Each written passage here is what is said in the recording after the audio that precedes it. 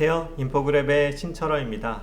이번에는 Git의 기초 명령을 한번 알아볼게요. 그래서 Git을 사용하는 방법이 UI를 가지는 클라이언트를 사용하는 방법도 있고 커맨드 라인을 사용하는 방법도 있습니다. 우리는 기본 작동 방식을 조금 이해하기 위해서 커맨드 라인을 먼저 한번 써보도록 하겠습니다.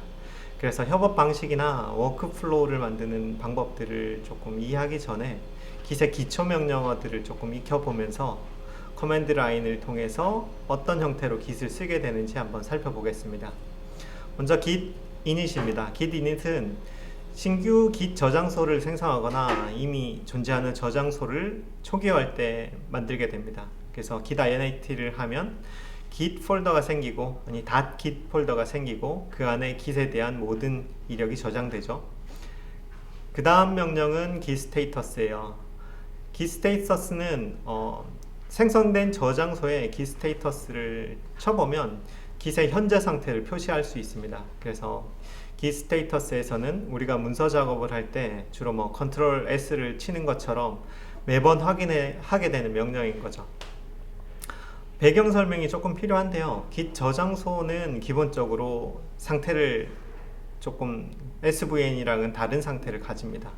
네 가지 상태를 가지고 있는데요. untracked, unmodified, modified, staged라는 상태를 가집니다. 이 stage라는 상태가 가장 많이 보게 될 상태이고요.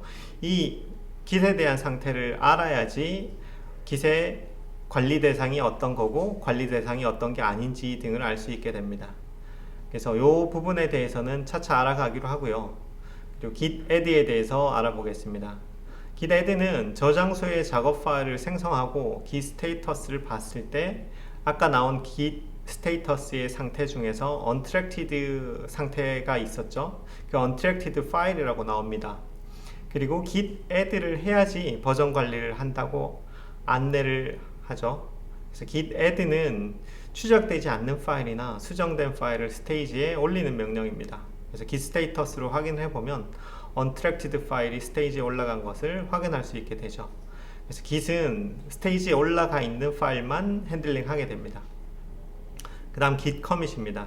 git add로 스테이지에 올라간 파일에 대한 정보를 로컬 저장소로 기록하는 것이 git commit입니다. 그래서 대상 파일은 unmodified 상태가 되고 -m 옵션을 사용해서 commit message를 inline으로도 입력할 수 있습니다. 그럼 지금부터 아까 설명드린 내용을 가지고 한번 실습을 해보도록 하겠습니다. 먼저 저희는 GitLab을 통해서 GitLab 레파지토리에 있는 그 프로젝트를 이용해서 시작해 보도록 할게요. 그래서 먼저 지금 만들어진 프로젝트를 보면 git데모라는 프로젝트가 만들어져 있고, 프로젝트를 만들고 나면 이 프로젝트에 대한 기본적인 정보를 세팅할 수 있도록 하는 가이드라인이 여기 인스트럭션으로 나오게 됩니다. 그래서 먼저 git에 대한 기본 설정을 해주고요. 이름이 뭐다, 이메일이 뭐다, 그리고 레파지토리를 생성하게 되는데 두 가지 방법으로 생성을 할 수가 있어요. 아까 설명에서는 git init을 바로 하는 방법으로 설명을 드렸었습니다.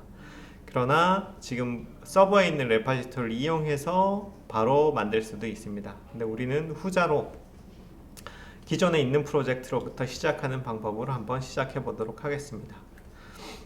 먼저 그러면 워킹 디렉토리를 하나 만들고요.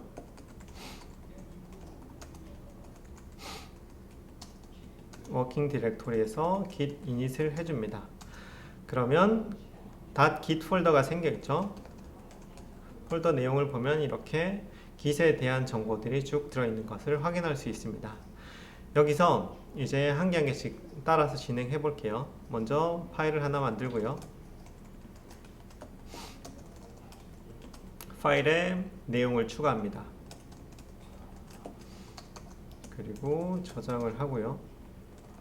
git 스테이터스를 확인하게 되면 현재 상태의 브랜치는 마스터이고 커밋은 아무것도 없으면서 untracked 파일이라고 하는 게 밑에 readme라는 파일이 생겨져 있다는 것을 안내하고 있습니다. 그리고 친절하게 use git add 파일을 하게 되면 커밋 내용으로 추가될 것이다 라는 안내 메시지를 친절하게 안내해 줍니다. 커맨드 라인을 쓸 경우에 이런 형태로 안내들을 받을 수가 있어요. 그래서 git add readme, 그리고 스테이터스를 또 보면 현재 상태는 변경사항이 커밋 될 거다라고 나오면서 readme 파일을 추가하고, 친절하게 또 use git rm cached 파일이라고 하면 onstage로 옮겨진다라고 안내를 합니다. 저희는 git commit을 했고, git add를 해서 파일을 추가했고, 이제 저장소, 로컬 저장소에 한번 저장을 해보도록 할게요. 커밋을 통해서 하게 되고, readme has been 추가되었다라고 저장을 한 다음에, 이러면 루트 커밋이라고 나오고 메시지가 추가되었다는 안내 메시지를 받을 수 있고요. git 스테이터스로 확인을 하게 되면 현재 브랜치에 커밋될 내용이나 변경사항이 없다는 것을 알 수 있죠. 그래서 이 상태에서 git 로그를 보게 되면 현재 커밋된 해시가 헤드 버전이면서 마스터에 적용되어 있고, 어떤 사람이 언제 이렇게 커밋 메시지를 가지고 했는지를 확인할 수가 있습니다. 이제 이렇게 간단하게 로컬 레파지토리에다 저장한 파일을 서버로 보내보도록 하겠습니다. 서버로 보내는 건 아까 얘기 드렸듯이 git push를 이용하게 되죠. 근데 git push를 하기 전에 이 로컬 레파지토리랑 연결되는 서버가 무엇인지를 알도록 해줘야 됩니다. 그렇게 알도록 해주는 명령이 git remote 명령이고요. git remote 명령에서 add 리모트에 대한 이름, 리모트 서버 주소를 통해서 그 리모트에 대한 정보를 로컬 레파지토리로 연결할 수가 있게 되는 거죠. 그럼 연결 한번 해보겠습니다.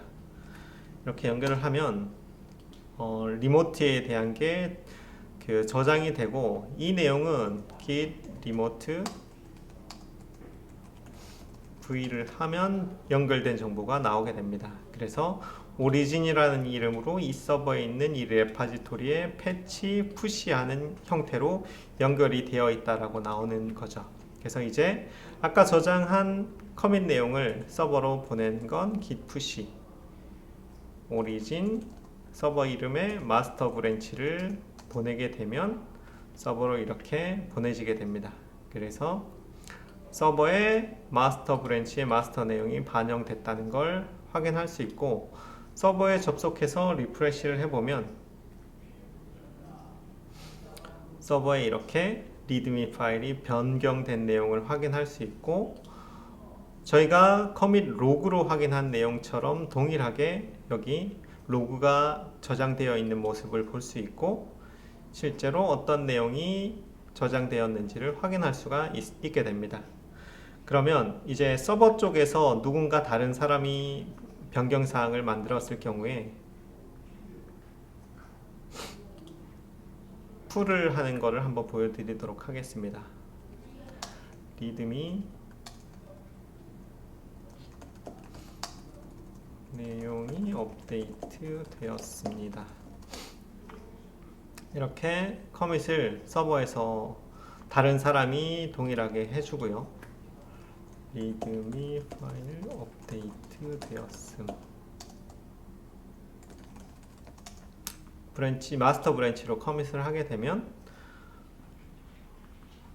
동일하게 커밋된 내용을 로그로 확인하는 거랑 동일하게 이렇게 확인을 할 수가 있고요. 커밋 그래프를 봐서 어떤 커밋 내용들이 지나쳐 오는지를 알 수 있게 되고, 로컬에서 다시 한번 확인을 해보면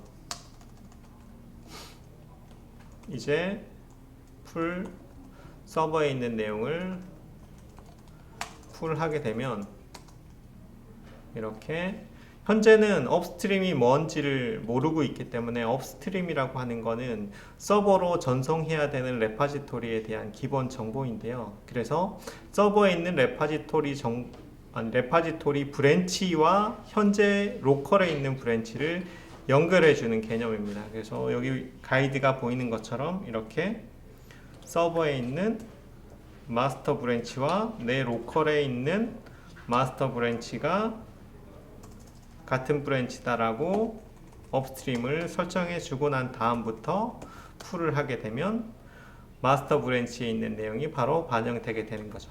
이 상태에서 로그를 보게 되면 지금 보는 것처럼 다른 사람이 반영한 내용을 확인할 수 있게 됩니다.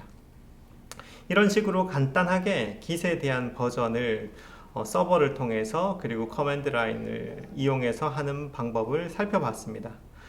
이 분산 저장 관리 시스템이라고 하는 분산 저장소 깃 레파지토리는 일단 로컬이라고 하는 그 저장소와 서버에 있는 저장소와 같은 내용이며 이 같은 레파지토리를 이용해 가지고 협업을 하게 되는 형태인 거죠. 그래서 다음 시간부터는 이 협업을 어떻게 하면 좀 더 편리하게 하고 이 편리한 협업 방식이 어떻게 도움이 되는지를 브랜치 전략을 통해서 한번 살펴보도록 하겠습니다. 수고하셨습니다.